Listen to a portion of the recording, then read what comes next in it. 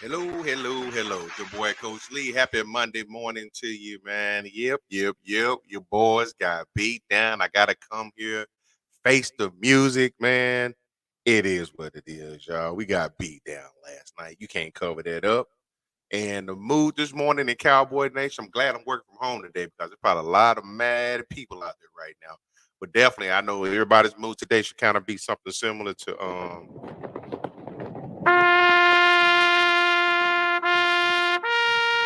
yeah, we got beat down last night. We didn't look good.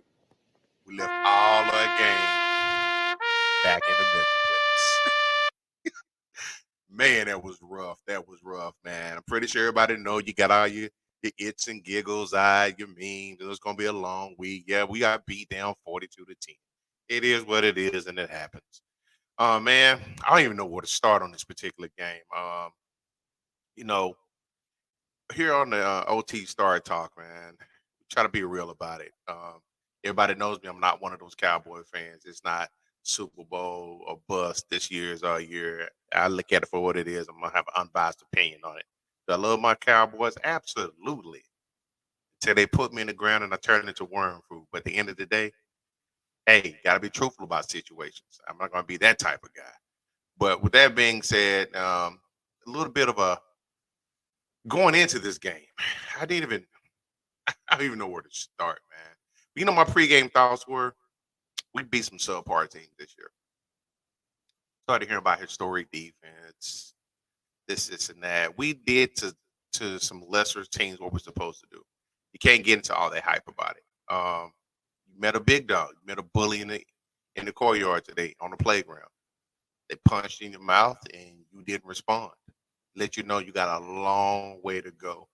Um, I thought the game's gonna be a little bit closer. Shout out to my man Steve, man. Watched the game with him last night. Something that, I guess is a tradition. He's a big 49er fan. I'm a big Cowboy fan. So we watched the game simultaneously. He's up on the West Coast, and shout out to you, man. Your team won. He was cordial. He didn't razz me too much. He threw little subtle jabs in there, but at the end of the day, I think if I was one of those Cowboy fans, he'd have gave me the business. So I appreciate you sparing you, boy, man. But anyhow, and we had a lot of fun last night, and I had fun talking to him. But I did not enjoy that game at all. I felt like that game got away right from the bat. But going into that game, my prediction, if you tuned in with us on Wednesday night on the parlay perspective, it was unanimous. We all picked San Fran to win. Well, I take that back. I think most of us picked San Fran to win, if I'm not mistaken. I had no idea. I picked San Fran to win. I didn't think we had a good chance. I thought it was going to be a lot closer than that. I didn't know it was going to be the debacle that it ended up turning into and the beatdown that was on display last night. Been checking out a little bit of stuff here and there on social media. When I can in between breaks. Last night I just had to couldn't do a show last night. I was gonna drop a whole bunch of explicitives, so I had to cool down before I got on here. I didn't want nobody to see your boy out of character, but it is what it is at the end of the day, like I always say. But again, coming to the game, I thought it was gonna be a lot better than what it was. Looking at some positives. Only positive I saw last night was the kicker, Aubrey. His streak of consecutive kicks is going on. I think the only thing he's missed was the extra point first game of the season, first touchdown of the season. Other than that, as far as his field goal attempts, he's made all of them. That's the only positive I saw last night. I saw not too much to be upbeat about. I saw no twinkle in the horizon, nothing of that. Y'all try to take something to build upon. I didn't see any of that last night. So we're gonna roll right into the negatives. It was plenty of them to go around. First off, what I've got to mention coming into this game, man. You know me, you know your boy. I've been off the Dak wagon for 2 years now. 2 years and counting. He's not that guy. I'm just totally convinced of that. I appreciate everything he gave to us, as far as like his tenure here, but thinking that he's going to carry you to the promised land, nope. And if you know your boy, he is Tony Romo 2.0. Great preseason number. Great regular season numbers. When the pressure comes, pressure makes the pipes burst, and he's leaking right now. For Dak, first two times he faced San Francisco, 2-0. That was in 16 and 17. 32 points a game, 68% completion percentage, 8.4 yards per pass attempt, 5 touchdowns, no picks, passer rating of 123.4, only sacked twice. He was clean. Since then, the next years, just including the postseason, um, the 21 through 23, the last 3 games, he's 0-3, 13 points a game, 57% completion percentage, 5.9 yards per attempt, 3 touchdowns, 6 picks, 60.3% passer rating, and sacked 9 times. What do I see in that? The line is not as dominant as it was before. Dak is not as mobile as he was before. You saw last night, it was several times, not even last night, just throughout the season. He has no get up anymore. Ever since that horrendous ankle injury, he just has no burst anymore. He's lumbering to get to his points. Um, you know, I, we've got Trey Lance in here. It's a heavy quarterback thing, draft coming up. I ain't trying to be a Bears fan. I already talked about the draft. Shout out to my Bears homies. But something you got to consider though, on the real. You got a lot of money that's owed to him coming up. I know there were talks about restructuring. Hopefully that's on hold. I say bite the bullet, do what you need to do, take the salary cap hit, let Dak ride off to the sunset, and see what other direction you can go, what other plan you may have. I'm not saying that Trey Lance is going to come in here and do what he needs to do, but Trey Lance in San Francisco is just going to stay healthy. He only, if I'm not mistaken, he only played 8 games and only started 4 of those 8 over 2 seasons. And it's always, it was 6 games in the first season, 2 games the second season. He just had some unfortunate injuries. So to say he can't ball, he can't play, I know. Obviously, he got beat up by Purdy. He got beat up by Darnold and San Fran. I'm not ready to say just throw him away. Sometimes you need to change the scenery. Just like a lot of people were saying that Fields is not the guy. I think he needs to change the scenery. But let's look at a couple of things. Are the Cowboys front runners? Reality, they are. They beat up on the team they're supposed to beat up on. They have a dismal record as a team, especially that when they play against stiffer competition. Hey, that is what it is. But guess what? When you get in the postseason, you're not going to face the New York Giants, which you beat 40-0. You're not going to face the New York Jets without Aaron Rodgers, that you beat 30-10. You're not going to face the New England Patriots 38-3, who you beat 38-3 with a debacle in Matt Jones. You're not going to do that. But you got beat up and out physical by Arizona that beat you 28-16. And the same thing happened, and they're kind of like the JV of San Francisco. And you got beat up and beat down by San Francisco last night. You lost 42-10. Teams that are physical with Dallas, they have their way with them. That's why Philly has been doing what they do to them. It is what it is at this point. As far as Mike McCarthy and this Texas Coast offense, is it predictable? Heck, yes, predictable. That's the reality of the situation. Everybody knows his timing. They know he's throwing the spots. San Francisco looked like they did a great job last night of jumping in passing lanes, challenging the receivers at the line of scrimmage to throw off the timing, and Dak didn't know where to go with it. Whereas Kellen Moore, it was more streamlining of the passing concepts. Not saying I want more back. I'm not jumping on that. It was time to move on from that.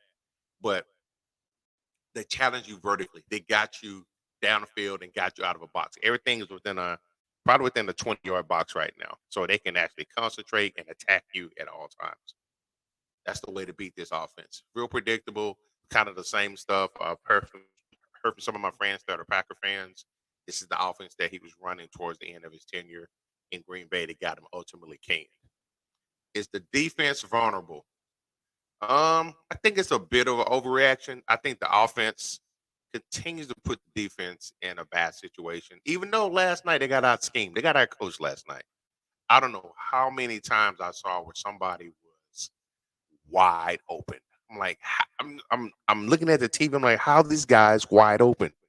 And every time I look up, our receivers are covered. They're blanketed. But every time San Fran ran routes, Christian McCaffrey, George Kittle, Brandon Ayuk, Deebo Samuel, wide the freaking open. But that's because their offensive scheme is tailored to them and the talent that they have. Whereas we try to have a system and place players in the system, it's not going to work. We just got overwhelmed last night. They was hitting it from all sides. We were concentrating on McCaffrey, but you got to give him his respect. But then Kittle's he ate last night. Three catches, 3 tubs. IU toasting us down. Debo beating us up in the secondary, attacking us on the edges. So defense needs to regroup. Dan Quinn, you need to bring your A game, buddy. The defense isn't broken, but it definitely just happened to have its worst performance on national TV last night. So you got some things to clean up. I spoke to this in the Arizona game. Nobody's attacking. Before in the past with Dan Quinn's defenses, as far as the Dallas DC, you saw everybody going to the ball. But now you see 1 or 2 guys that might tackle. Nobody's going to the ball. There's a lot of guessing going on out there. Van Der Esch, he had 10 tackles last night, but a lot of them, he was 11 yards down the field. He's chasing. He reminded me of Eugene Lockhart from back in the day. He's not attacking taking stuff at the line of scrimmage at the point of the attack. Does Dak Prescott have a 49er problem? Yeah, he does. As I pointed out earlier, he started off 0-2, he's 0-3 since then, and his performance has declined significantly. Yeah, Dak, man, I don't know what to do with you, bro. I don't know what to do with you. But we definitely got to make some type of decision. Some of the stats from last night, Dak went 14 for 24, 6.4 yards, average, 1 touchdown, 3 interceptions, sacked 3 times, QBR 46.4, and a rating of 51.6. That's terrible. On the other side, Brock Purdy, he 17 for 24, which is crazy. 14 for 24 versus 17 for 24, but a totally different tale. 10.5 yards per average. He's throwing the ball down the field. 252 yards, 4 tubs, no picks, only sacked once. QBR 83.6, rating of 144.6. And as of right now, for the first 10 starts of his career, he is the highest passer rating in league history. A lot of things were said about his arm strength, lack of size, yada, yada, yada. But he delivers on the field. He's proficient in that offense. Shanahan has taken full advantage of his skill set, put him in position to succeed. It's very similar to what Peyton did with Drew Brees in New Orleans. And that goes back to good coaching, great coaching. You got to be able to assimilate that offense around the talent that you have. Rushing, pretty much non-existent. As a team, we rushed for 57 yards last night, 3 yards a carry. 57 yards. Tony Pollard, I'm sorry, bruh. They set you up for failure. Pollard is not an every down back. Now, he is your best back. He's been your best back for quite some time, but you need a bruiser in there. Pollard taking all those hits. He does best when he's got you in space. He's got you in the edges. You're running him between the tackles. He's taking a lot of punishment. And the offensive lines I spoke earlier, they're not the same as they have been in the past. They can't stay healthy. Continuity is an issue. All those things. On the San Fran side, they averaged 4.1 yards a carry, 2 touchdowns, and they beat us up for 170 yards. Not the 222 we gave up against Arizona, but 170, and really the starters came out towards the beginning of the fourth quarter, so it could have been much worse. Receiving, CD had 4 receptions on 5 targets. Pollard, your running back, had 4 receptions on 5 targets. Check down Charlie. CD averaged 12 yards a catch. Turpin had 1 catch for 26. I hate that he went out last night. He got rolled up on. Gallup, again, 2 catches, 7.5 yards. It was just beat up. Brooks, who you brought in here for speed down the field, which we don't do. What happens? 1 catch, 4 targets, 7 yards. That's not going to get it done, man. George Kittle, 3 catches on 4 targets, 3 tubs. Ayuk ate us up, 14.5 a catch. Debo, 18.3 a catch. McCaffrey, 13.5 a catch. These are astounding numbers. Juan Jennings, 19 yards a catch. They're just beating us up downfield, Fumbles, we lost one fumble. They lost one fumble. So from a fumble standpoint, we was right there with them. It's the interception that hurt us and the lack of being able to attack down the field. It totally took Micah out of the game last night. They took a page out of the playbook of Philadelphia for Micah. Don't allow him to chase you down from behind. Don't let him chase the plays from behind. Get him at the point of attack. Make him have to defend the run, double team him, triple team him, which means everybody else should be trying to eat, but nobody else is willing to step up last night. So, man, there's a couple of stats from the game last night. I don't know what to talk about as far as that's concerned. Like I said, we got a lot more negatives than we had positives. Got a couple of sound bites here that I want to share with everybody. Let me see.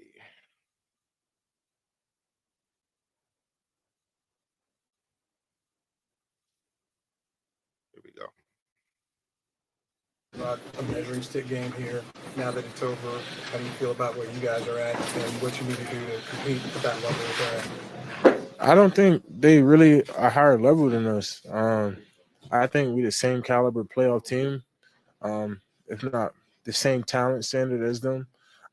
I just feel like we need to really reconsider some things, get together, and fix some things. I feel like it was a few plays away. The score don't really shape what really happened out there. Now, with that being said, man, Michael, you my boy. I love you, man. 11 from heaven, as they say. Dude, don't be delusional. Don't buy into that hype.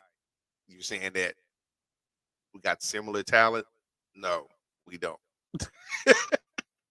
They beat my Dallas Cowboys up last night on both sides of the ball. Talent includes being physical. That's an equation. It's a component of you being who you are as a player. And we are not physical right now. We're not physical at the point of attack. Like I said, we do a lot of guessing. We do a slant, stunt, stuff like that on the defensive line. Offensive line, we're not able to get to the second level because Greenlaw and Warner ran free all night. We never got a hat on them. So, did we get our scheme? Absolutely. Talent standpoint, I guess, but I still think there's a talent gap, especially at the quarterback position, because Dak may have the stronger arm, whatever case, he may have the size, things like that. But from an execution standpoint and being able to dissect the play and attack, Purdy's got Dak beat on that. And this is only his 10th game of his career. Yeah. So I'm not buying that part of it. I don't know, man. And speaking of Dak, your boy, man, this guy here. This guy here. Let me see if I can get you going here, Dak.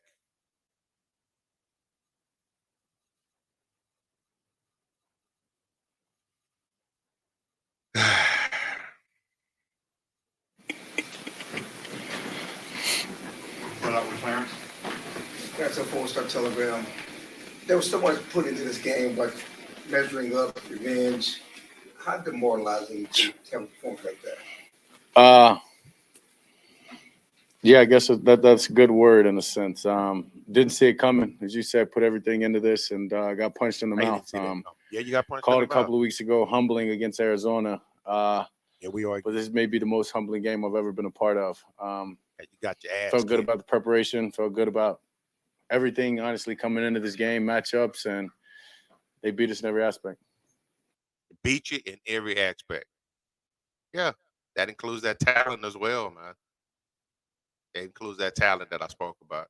So yeah, you got beat up in every way, and shame on you, man. For no, you was just. I think he said something of the effect of somebody asked him after the New England game how he felt about San Fran knocking him out the last 2 games. I mean, 2 years in the postseason. Are you trying to piss me off? Yeah. If that was your version of pissed off last night, man, I hate to see when you ready to lay down because that was dumpster juice. Speaking of dumpster juice, this guy ain't ready to mail it on him yet, but he's got to figure out something, and that is, the the head coach. You explain what happened out there today and what was the message to your team afterwards? Well, explanation, a very humbling loss, clearly stating the obvious. I think the biggest thing is I just had a quick reflection on the 5 games that we played in. It's been a wide range of performance, as wide as a range that I could ever recall in a 5-week period. So thank you. The biggest thing is for, us to be accountable. What does that accountability look like, Mike? But it is one game. I think I expressed this. No, it's not one game. You got very well coming into this. I knew our defense was in for a big challenge. I've been very impressed with what they were doing on offense. And, and frankly, it should start with me. I didn't do a good job tonight. So absolutely you did. You let go of Kellen Moore. You brought your West Coast offense in, and laying eggs right now, bruh. Laying eggs right now. The number 1 receiver only getting 5 targets. So it's all in the scheming. What are you doing out there? You got brought here to make a difference because of, Captain Clem. But right now, it ain't happening, bro. It ain't happening. So got my guy right here. Where you at?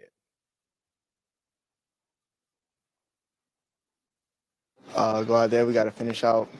We got 12 other games to compete in. So, we got blew out tonight. How did it get away from you guys tonight? Wish I could tell you. It sounded like I got dejected. You were going to learn things about yourself as a team, whatever the outcome is. Is there anything that you learned about this offense?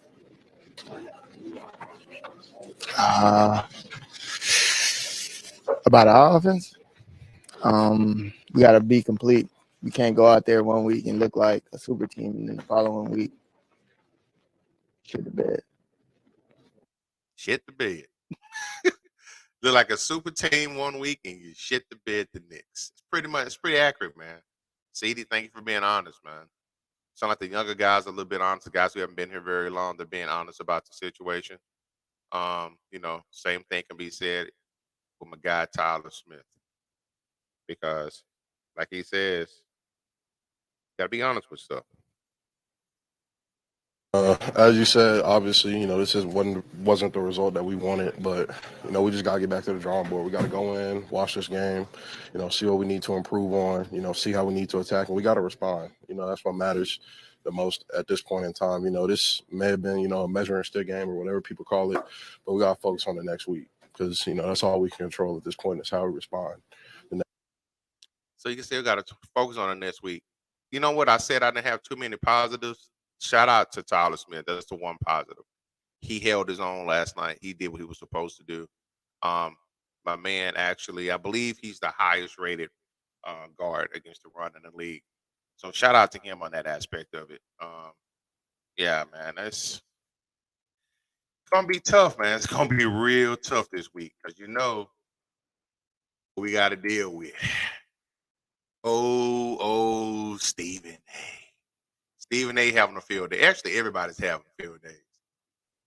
At the end of the day, we getting beat down. So we got Stephen A. Then we got something for you, Stephen A.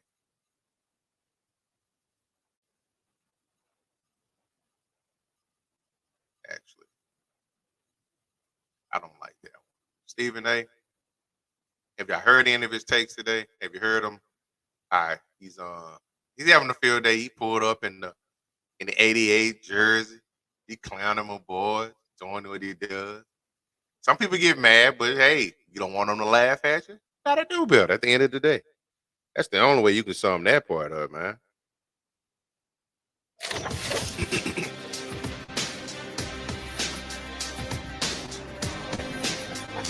Howdy! How do you do? You might be wondering right now what the hell is going on. Southern Stevens in the house, winning number 88. I know that's what you're wondering, Shannon. Well, here's the answer, buddy. Here's the answer. Evidently, while the Cowboys were in Santa Clara, I believe, last night, they were looking for a playmaker. They were looking for somebody to make plays. As it wears the 88 jersey. They couldn't find it. They couldn't find it. They were looking all over the place. Couldn't find it in them. Well, guess what? The playmakers right here with your boy Shannon and Stephen A. First takes the place to be because doggone Stephen A, man. He hey, we earned this one. We earned this one. We got beat down. Like I said, it is what it is. All that yip yapping y'all was doing, my Cowboys players, fans too. You might want to just take a minute and get a couple of these.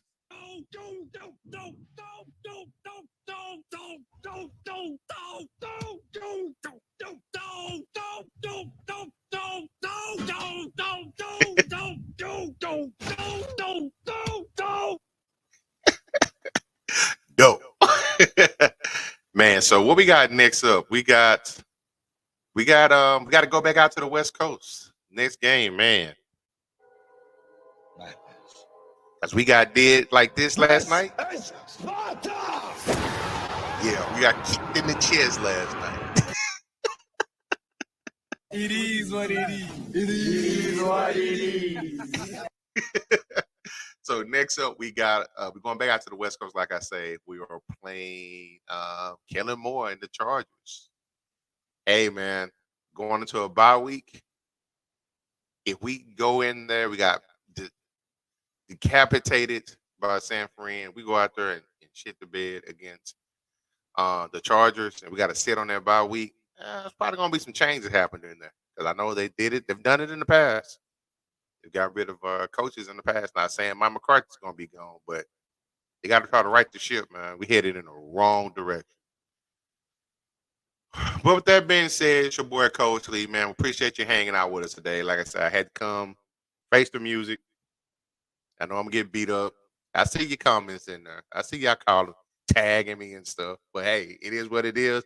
I ain't went nowhere. I ain't going nowhere. That being said, we appreciate the support y'all always give us here at STWF-TV. Make sure you tune in tonight at 7:30 Central Standard Time for the play call sheet, hanging out with the parlay. Appreciate y'all. Number love. Deuce. Find this podcast and others on STWF-TV, the podcasting network, wherever you get podcasts.